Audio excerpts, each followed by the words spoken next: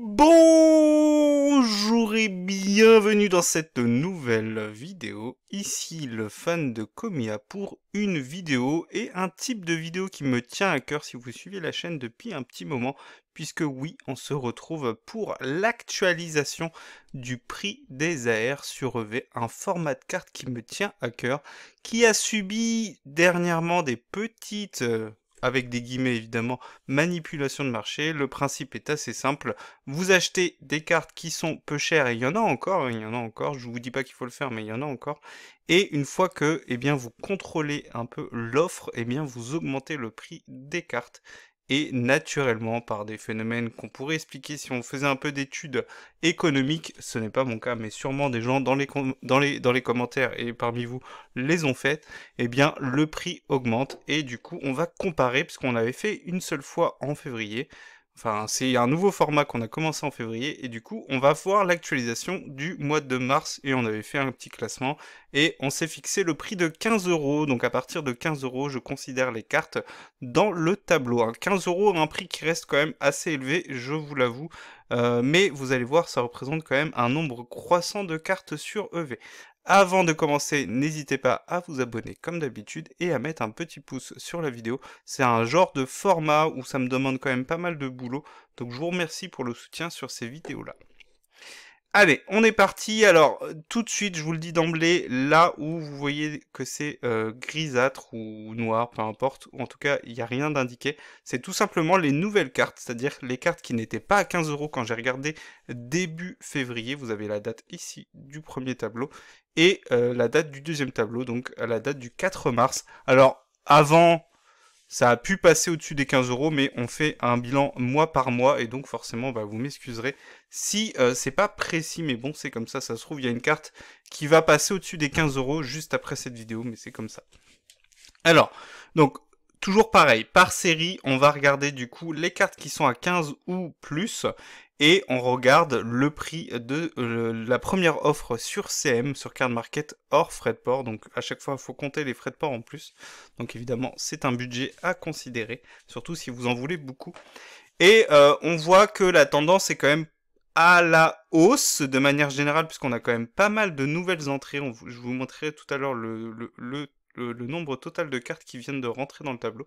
Donc ils sont passés à plus de 15 euros ou à 15 euros par rapport au mois de février. Alors du coup, je compare pas la différence de prix parce qu'il faudrait aller voir à quel prix étaient ces cartes-là au moment de la première vidéo, mais c'est impossible à faire, du moins actuellement avec les outils que donne Card Market, puisque je rappelle, le prix moyen est donné pour toutes les langues. Donc du coup, à part comparer le prix moyen de toutes les langues, je ne peux pas vous donner le prix en français, puisqu'ici, on considère uniquement les prix en français.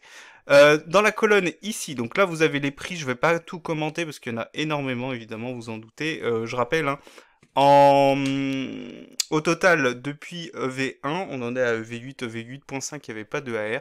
On a 216 AR au total. On en avait 51 à 15 euros ou plus au mois de février. Vous allez voir que ce nombre a augmenté, mais bon, vous comprenez bien pourquoi. Et je suis pas très surpris, mais il n'y a aucune carte qui est passée sous les 15 euros, qui était déjà à 15 euros. Ça indique bien que la tendance est à la hausse. Alors, ça s'est un peu calmé dernièrement après cette manipulation que je vous commentais, je vous disais en début de vidéo. Ça risque de se stabiliser de plus en plus. Vous voyez notamment le soporifique qui est redescendu un tout petit peu. Il était passé au-dessus des 50 euros. Ça s'est stabilisé. Mais de manière générale, et c'est une tendance qui se généralise à quasiment toutes les aires, de manière générale, toutes les aires ont eu tendance à prendre un tout petit peu de valeur, même celles qui sont les moins chères.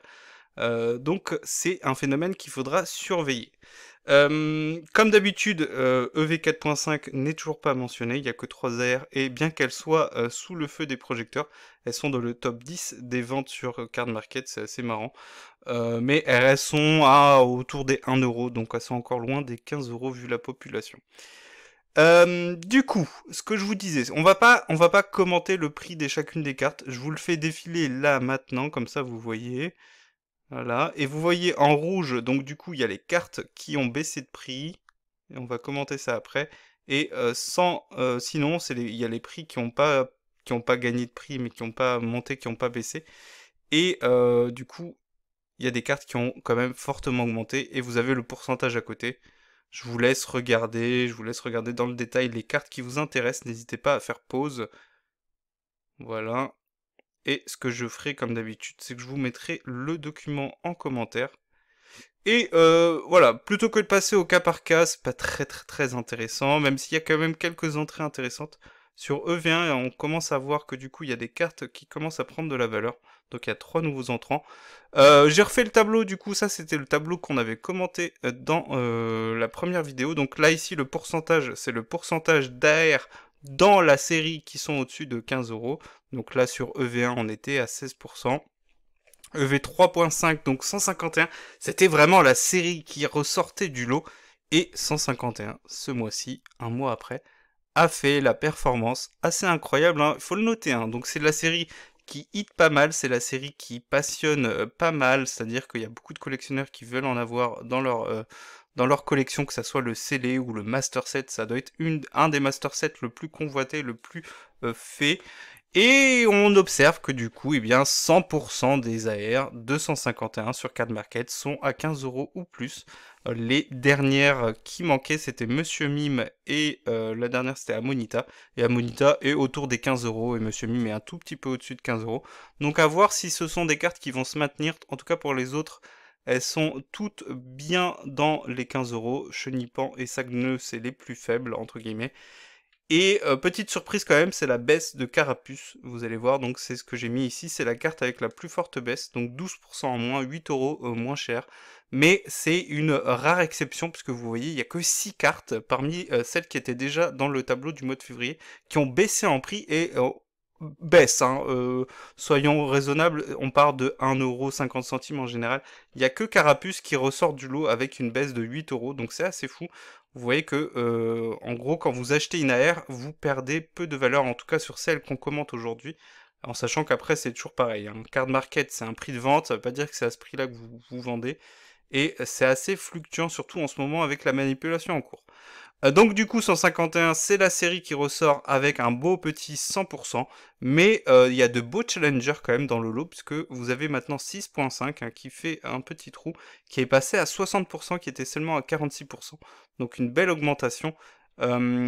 Autre série notable, je pense qu'on peut dire que EV2 continue son ascension en tant que série qui va marcher. Je vous en parle depuis longtemps, mais pour moi c'est une série qui est vraiment sous-cotée.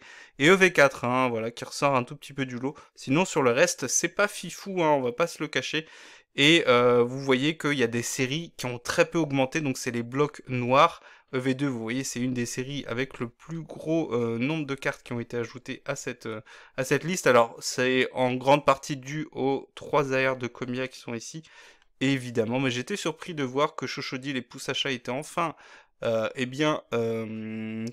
commençant enfin à prendre de la valeur, et une belle petite percée du Tauros d'Opeldea, qui est une très belle carte, que je suis pas sûr d'avoir en japonais, faudrait que j'aille voir. J'en ai pris encore 2-3 aujourd'hui, je ne me souviens plus lesquels. Mais en tout cas, comme je l'avais dit, moi je persévère dans le japonais pour les airs.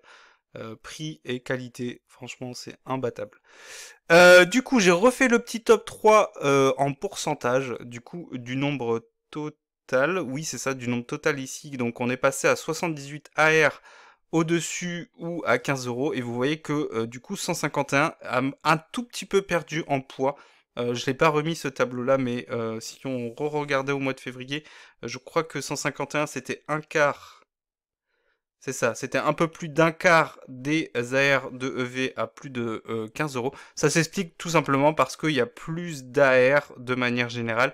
Et 151, on n'en a eu que 2 en plus, mais bon, 151 a fait le carton plein. Donc du coup, on peut pas lui en demander beaucoup plus. Et sinon, comme je vous disais tout à l'heure, les séries qui marchent bien au niveau des AR, EV2, EV4 et Fable Nébuleuse. Hein. Fable Nébuleuse qui s'en sort très bien pour une série, pas une souris, pour une série qui est peu appréciée. Eh bien, les AR, hein, et ça se voit très clairement ici, il n'y en a que 2 nouvelles, mais de manière générale, celles qui étaient déjà là performent bien, avec notamment, eh bien, tout simplement en augmentation de prix. C'est la carte qui a pris, je vais y arriver, le plus de valeur entre février et mars. Vous voyez, c'est la première carte ici en augmentation brute au niveau du prix. Le Phantominus de force temporelle qui est un peu la seule carte avec le Aidin qui arrive à s'en sortir sur EV5, c'est très compliqué sur EV5. Il y a eu de la manipulation sur le Métalos, le Arbok qui est enfin apprécié, mais c'est vraiment une très très très belle carte. Elle est vraiment magnifique si vous l'avez pas encore. Et le Vivaldin qui rejoint le Aidin, voilà. Enfin, le duo prend sens, hein, parce que le Aidin était déjà dans le classement. Le Vivaldin devait pas être trop loin de mémoire. Mais du coup, le duo qui apparaît dans le tableau.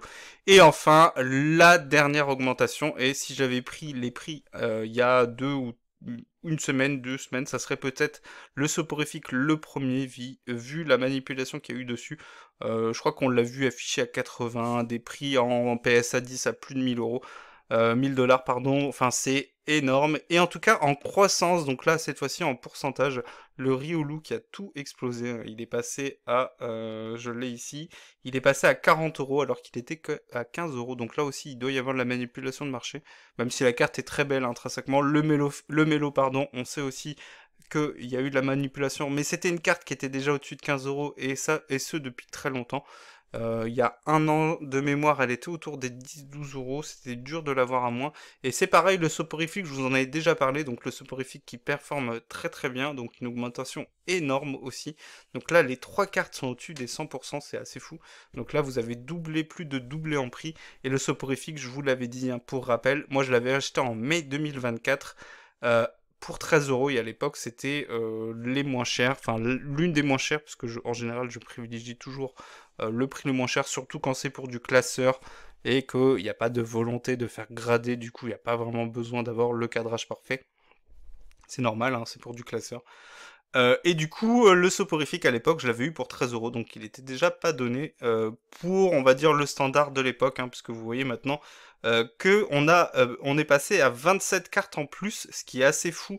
Donc on était à 51 cartes, donc vous ajoutez quasiment plus de la moitié. Donc une augmentation de 50% des cartes à plus de 15 euros, c'est assez fou. Il y en a 8 qui n'ont pas, ou très très peu augmenté, mais globalement qui n'ont pas augmenté. Le Magikarp se maintient, le Groudon se maintient. Pas de changement sur les deux cartes AR les plus chères du bloc EV. Et enfin, 37 cartes, c'est assez énorme, hein, donc sur 51, donc c'est beaucoup plus que la moitié, c'est quasiment les trois quarts, eh bien, qui ont eu un prix qui a augmenté. Alors évidemment, l'augmentation n'est pas la même. Vous voyez là par exemple, le Psychoquack n'a pris que 3 euros, le Stylix n'a pris que 1 euro, le Posipi que 1 euro, mais vous voyez, il y a des cartes, par exemple le Yveltal, 20 euros, c'est assez énorme. Là pareil, le Mélo 24, le Fenard 21, enfin voilà. Vous comprenez un peu l'idée, donc globalement les cartes sont plus chères. Euh, J'en ai discuté un peu et je me dis que c'est pas plus mal dans le sens où les AR c'est un format de carte très apprécié, donc il y a toujours une demande on va dire plus ou moins constante. Même s'il y a un peu d'ouverture, je pense qu'au niveau des ouvertures, ça se calme avec tous les gens qui veulent garder scellé, qui cherchent à investir. Évidemment, on a vu des ETB, Repop sur Amazon et ainsi de suite, je vous en avais déjà parlé. Donc des effets de garder scellé qui peuvent expliquer que la demande étant importante et plus importante, vu que l'offre se stabilise, n'augmente pas, eh bien évidemment le marché disponible augmente forcément. C'est-à-dire que si ça fait 5 ans, si ça fait pardon des mois et des mois que vous avez votre carte à 10 euros et que maintenant vous vous rendez compte qu'à 10 euros vous êtes le moins cher et que le moins cher est à 14 euros, bah, naturellement vous augmentez le prix de votre carte et du coup les gens qui surveillent régulièrement eh bien ajustent leur prix sur Card Market, puisque c'est surtout sur Card Market que je me base. Le top 5 des cartes les plus chères sur Card Market, donc on a le Magikarp, toujours premier, le Groudon pas très loin derrière, mais il n'y a pas eu de changement.